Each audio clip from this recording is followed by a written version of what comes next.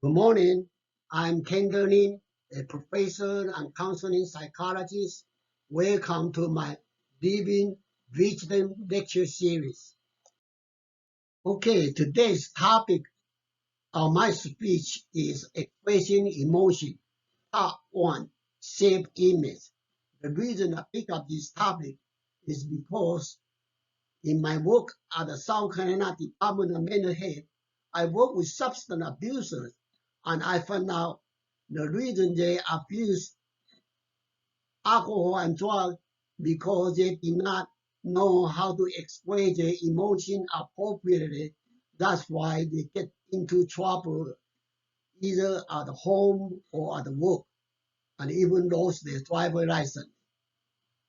Therefore, it's very important to know how to express emotions.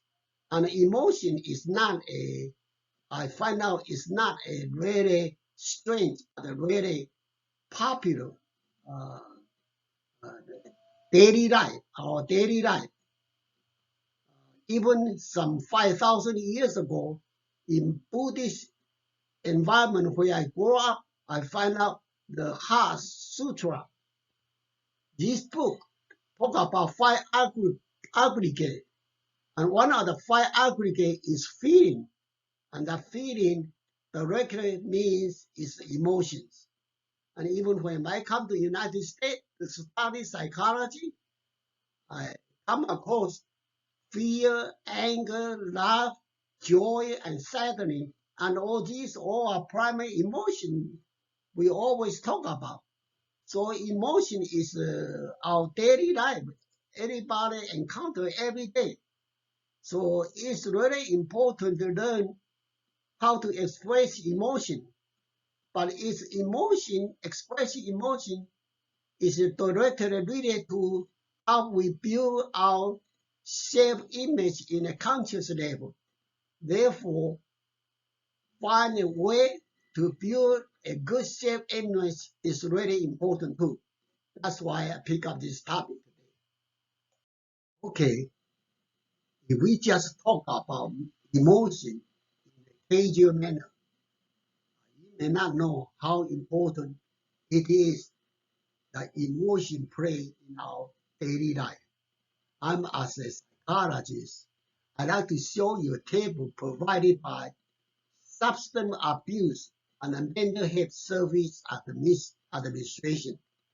Here they show how the whole picture of how people uh, have a chance, have a mental illness in their lifespan. And here is the table say, uh, overall, there's a 20.6% of the people can have a mental illness in their lifetime.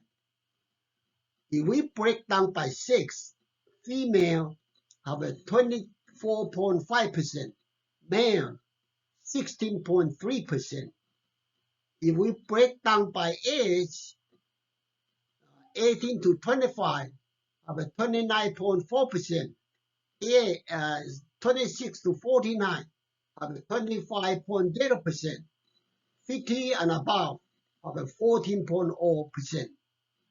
If we break down by race and ethnicity, Hispanic 16.0%, white 22.2%, black 17.3%, Asian 14.4%, Native Hawaiian 16.6%, American Indian 18.7%, two or more categories 31.7%. In this table, mainly, I just want to call your attention just the first one.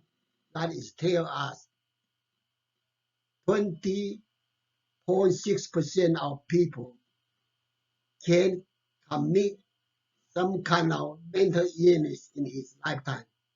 That is to say, 1 in 5 people will have a mental illness. And what does that mean? Let's go to the next table. Okay, there are over 200 different type of mental illness. Then what type of mental illness most people likely to have? Here is a table provided by National Alliance on Mental Illness. It is said 7 of them: anxiety disorder, major depressive episode, post-traumatic stress disorder, bipolar disorder, borderline personality disorder, obsessive compulsive disorder, and schizophrenia. But most important is the first two. Anxiety disorder got 19.1%. Major depressive disorder, 7.8%. And even look even more closely, if we just look at anxiety disorder, here is another table we can see. The breakdown, we say overall is a 19.1%, but by sex, female is 23.4%, male 14.3%, and by age, 18 to 29, 22.3%, 30 to 44, 22.7%, 45 to 59, 20.6%, and 60 above 9.0%. Well, you can see there's a difference between male and female, a great difference. And you can see because different in socio-economic level, male usually occupy in a better position. I remember when I worked in Taiwan, simply give you an example, like a male teacher, their monthly salary are $20,000 more than female teacher. And also, I can notice in the family when the marriage broke down in Taiwan, if the husband run away from the family, they don't get reprimanded. But usually, when the wife run away from the family, wow, they often are posted on the newspapers to warn them to come back. So you can see female occupy this advantage in their social economic status. That's why female are more likely to have anxiety disorder. And another one interesting to see, the people are 60 and older, only 9.0%. That indicate the senior people emotionally more stable and less likely to have an anxiety disorder. Up to this point, we know most people likely to commit to have anxious, anxiety, and depressive disorder. And both of them are mood disorder, and they are really much to do with emotions. Therefore, it's really important for us to know what emotion is all about. And in here, I'd like to introduce you to Joseph LeDoux' study on emotion. I remember in 1996, he wrote a book on emotional brain. In the book, he said emotion is common in a two way. The first way is a quick way. Just when we see the threatening stimulus, we come to the thalamus, then come to hypothalamus, then come to amygdala. Right away produce alert response. This is the quick way. The other slow way is a threat stimulus pass by frontal lobe and get to be processed, cognitive process, then come to amygdala, then produce some emotional behavior. And this is a slow way. And this emotion response At that time, generally is treated as a brain and body response. It operates like a subcortical survival circuit. But in 2017, I saw LeDoux and Richard Brown at Proceedings of National Academy of Science present a paper called A Higher Order Theory of Emotional Consciousness. I was so happy because apparently they elevate the emotion into a conscious level simply because we have a visual cortex and a long-term memory. And in our medial temporal and in our emotional working memory, and we have a so-called general network of cognition, and we process through our memory. We generate, they call it shape schema. That is, we process, we use our shape schema to process the information into a conscious level. So emotion is a conscious experience. And I like this position because it supports my working in 1970s and 80s at the South Carolina Department of Mental Health. At that time, I very much emphasized that emotional expression is a way to produce self-image, to tell other people who we are. Therefore, uh, LeDoux and Bishop Brown treat emotion as a conscious, directly reinforce my position to treat emotional expression as a conscious experience in building self-image. Up to this point, I want to emphasize we build our self-image by directly expressing our emotions. Generally speaking, our self-image, there are two types.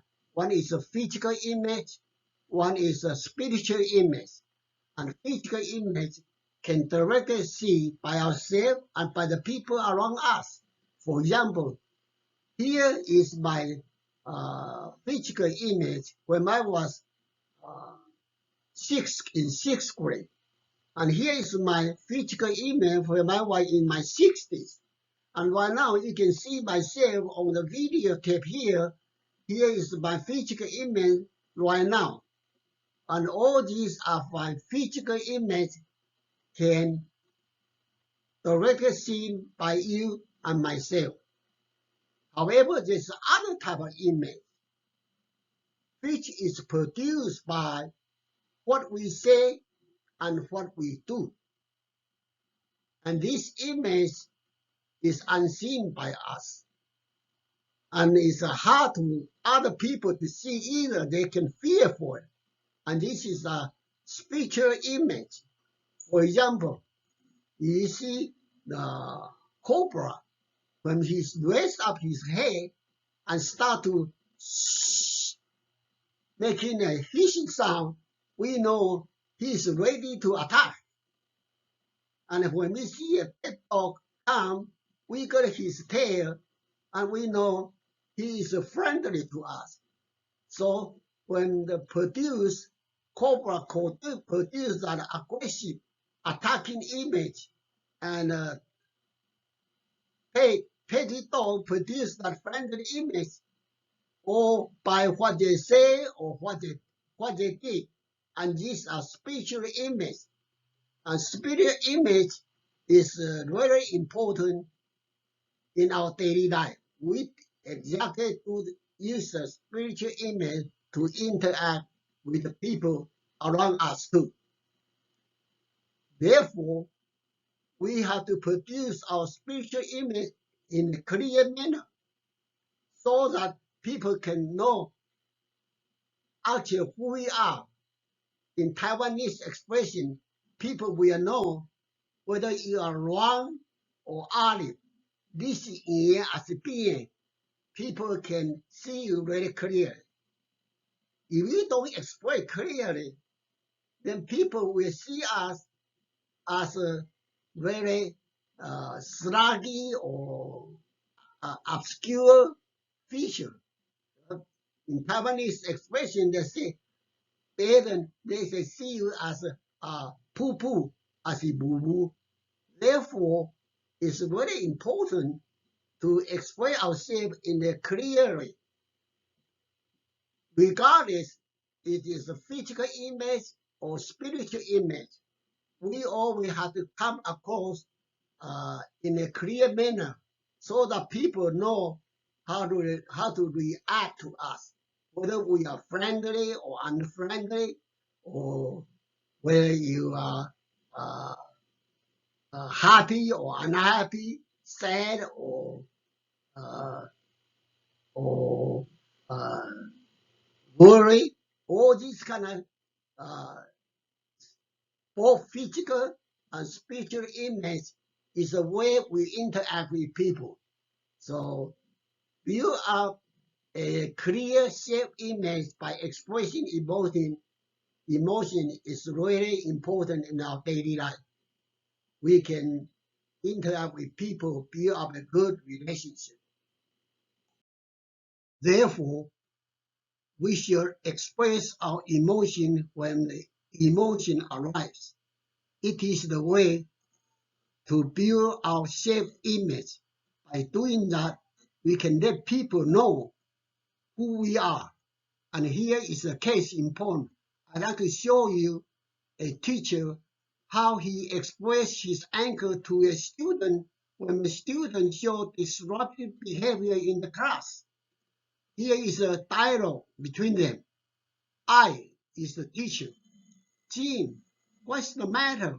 I saw you kept talking with your classmate. You, Jim, nothing. I was just asking John when he wanted to go this coming Sunday. Now class is in session. It's not the time to discuss a private matter.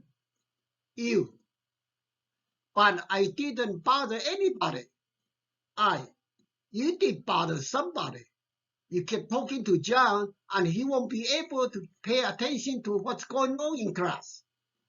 If that's the case, then it is all right to talk to myself.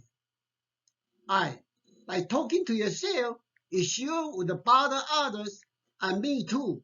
How would you feel if others bother you? Okay, I'll just shut up myself. Well, you can see this teacher express his anger to the student right on the spot, right there and then. By doing that, the student recognized herself did something wrong in the class and readily accept, and she said to herself, I will just shut up myself.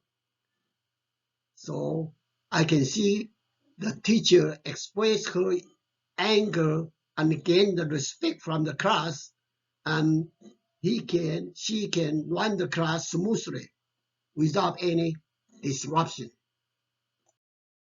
Unfortunately, in my private life, in my professional life, I often notice some guru advocate that people should not express emotion on the spot. They should try to keep the emotion inside their heart. Just like the picture here I show you, there's one Chinese character here. This word is then character composed of two parts. The top part here is the knife. The bottom part is the heart. That is, they advocate that people should put the knife on top of the heart. That it means keep themselves quiet all the time. And they even advocate post all this in the poster in the street, in the store. And that's why I put a picture here to let you know that really popular people do have this kind of sunset. this kind of concept, and I don't think it's right. We should learn how to express our emotion on the spot, right there and then. You can do that. I think it's good for your life, and I will talk about more on my next lecture. Finally, I want to speak of my point of view. If you have an emotion and you need to tell the people who you are, then you need to express your emotion. You keep it silent. I don't think silence is not good for you because you are not able to tell the people who you are. Therefore, silence is not a goal. Silence actually is the garbage. We should express our emotion to tell the people who we are. And in my book, in the Amazon Kindle, called Winning Between You and I give up a lot of examples on expressing emotion. So if you are interested, you can check it out. And hope to see you on my next lecture. Bye bye.